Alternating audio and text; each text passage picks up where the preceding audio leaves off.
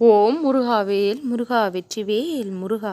என் அன்பு குழந்தையே, நான் அனுப்பிய குங்குமத்தை உன் கரங்களை கொண்டு இன்று நீ தொட்டு விட்டாய். உன் வாழ்க்கை இனி மிகவும் மங்களகரமானதாக மாறும். சுப செய்திகள் உன் வாழ்வில் கிடைத்தபடி இருக்கும்.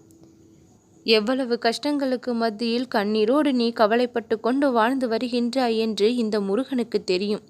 உன்னை புரிந்து கொள்ள ஆள் இல்லை, உனக்கு உதவி செய்ய யாரும் இல்லை. நீ பிறருக்காக இவ்வளவு உழைத்தாலும் இவ்வளவு கஷ்டப்பட்டு கொண்டு இருந்தாலும் உன்னை புரிந்து கொள்ளாத மனநிலைதான் உனக்கு இன்னும் மேலும் வழிகளை ஏற்படுத்தவும் செய்கின்றது.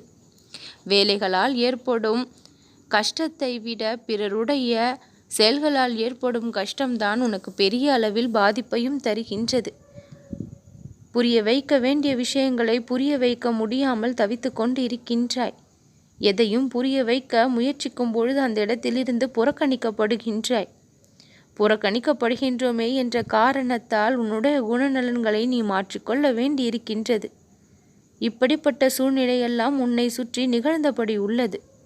நீ பலருக்கு நல்லது நினைக்கின்றாய், ஆனால் உனக்கு நல்லது நினைக்க ஆளில்லையே என்று கவலையும் உனக்கு.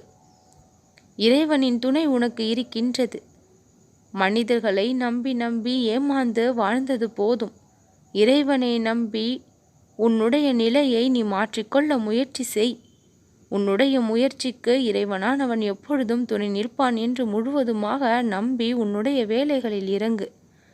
பிறரை மாற்ற முயற்சிக்கின்ற நேரம் இறைவனின் மீது பாரத்தை போட்டு உன்னுடைய வாழ்க்கையை நீ தொடங்கு. உன்னுடைய பாரங்களை சுமக்க இறைவன் இருக்கின்றான், உன்னுடைய வேலைகளை இலகுவாக்க இறைவன் இருக்கின்றான் என்று நம்பி உன்னுடைய செயல்களை செய். அனைத்தும் உனக்கு சுலபமாகும், அனைத்தும் உனக்கு சாதகமாக மாறும். எந்த மனிதர்களிடத்திலெல்லாம் மாற்றங்கள் வர வேண்டும் என்று நினைக்கின்றாயோ அவர்களிடத்தில் மாற்றங்கள் தானாக வரும். காலம் அதனுடைய வேலையை கச்சிதமாக செய்யும். ஒரு நாள் கஷ்டப்பட்டால் அடுத்த நாள் சந்தோஷத்தை அனுபவிப்போம் என்பது இயற்கையின் நியதியாக இருக்கின்றது. கஷ்டப்பட்டு கொண்டே வாழ்ந்த மனிதர்களும் இல்லை, இன்பத்திலேயே வாழ்ந்த மனிதர்களும் கிடையாது. இரண்டும் கலந்தபடிதான் இருக்கின்றது. அந்த விகிதம் வேண்டுமானாலும் நம் கர்ம வினைகளின் பலனால் மாறலாமே தவிர அனைவரும் அனைத்தையும் சந்தித்தபடிதான் வாழ்ந்தாக வேண்டும்.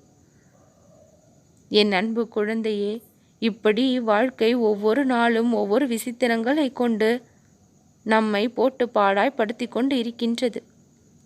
ஆனால் எந்த நிலையிலும் உன்னுடைய கோபத்தை நீ வெளிப்படுத்தாமல் இருக்க வேண்டும். கோபம் என்ற ஒன்று வாழ்க்கையில் நிம்மதியை போக்கக்கூடியது. நிம்மதியை போக்கக்கூடிய எதுவும் உன்னுடைய வாழ்க்கையில் வேண்டாம். வாழ்க்கையின் மீது நீ நம்பிக்கை கொள்ள வேண்டும். நம்பிக்கை உன் மனதிலிருந்து தூக்கி போட்டு விடு. அதை வளர விடாதே, முளையிலேயே கிள்ளி எறிந்து விடு. நம்பிக்கையை வளர்த்துக்கொள். உன் வாழ்க்கையில் நிம்மதியை இந்த முருகன் நான் தருவேன். மகிழ்ச்சியான வாழ்க்கையை உனக்கு நான் பரிசாக தருவேன். உன்னுடைய வாழ்க்கையை நான் மாற்றி காண்பிப்பேன். உன்னிடம் நேர்மை, ஒழுக்கம், கண்ணியம், கட்டுப்பாடு என அனைத்தும் இருக்கின்றது. அற்புத பரிசை உன் வாழ்க்கையில் பரிசாக கொடுத்து நீ ஆசைப்பட்ட வாழ்க்கையை நீ வாழும்படி நான் உனக்கு வழி செய்தும் விடுவேன். என்னுடைய வாக்கினை இன்றைய தினத்தில் நீ கேட்கக்கூடிய புண்ணியம் பெற்றிருந்தால் மிக நல்ல விஷயங்கள் எல்லாம் உன் வாழ்க்கையில் இனி நடந்து கொண்டே இருக்கும்.